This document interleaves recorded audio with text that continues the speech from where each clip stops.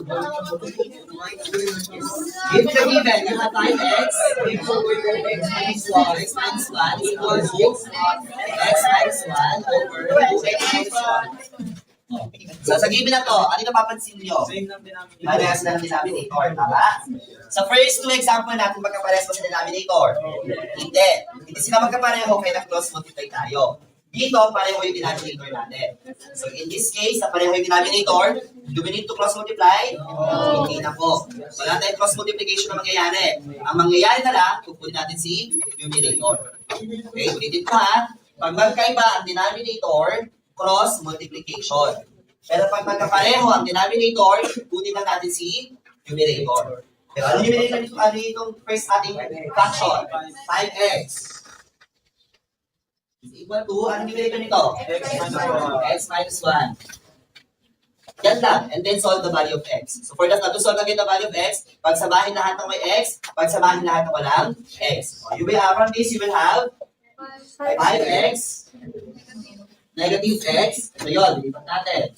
So negative x is equal to negative, positive, negative 1. Then after that, simplify natin. 5x minus x. That is 4x. Diba si multiplication ha, tsaka kay addition. Pag addition, multiplication, pinagpa-plus lang natin si numerator. Pag addition or subtraction, pinakami lang natin yung variables. Wala tayong ina-add na exponent. Okay, so we have 4x is equal to negative 1. Gusto na the value of x, hindi natin both side by 4 para matanggal natin si 4. So makakancel si 4, ang matitira na lang si x, and negative 1 over 4 is equal to negative 1 over 4. So that's the value of your sabi na kapag pareho yung denominator. Clear? Question. Clarification.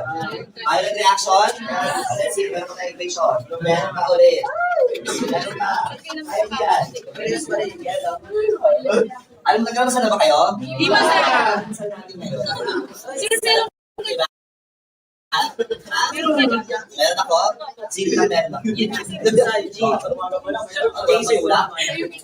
So, ano yung sa ngayon? Nakakamisip, di ba? Hindi sir. Oo. Nasa example na to. Let's have 2x minus 5 over x minus 5 is equal to 15 over x minus 5. Ano papansin nyo? Parehas sa denominator, hindi?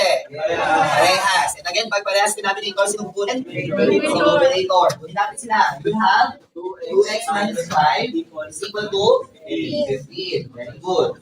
That's supposed to sino? Si negative 5. So pag transpose, you will have 2x is equal to 15. Si minus 5 pag dilipat. Magiging ano? Positive. Ay, simplify natin. 2x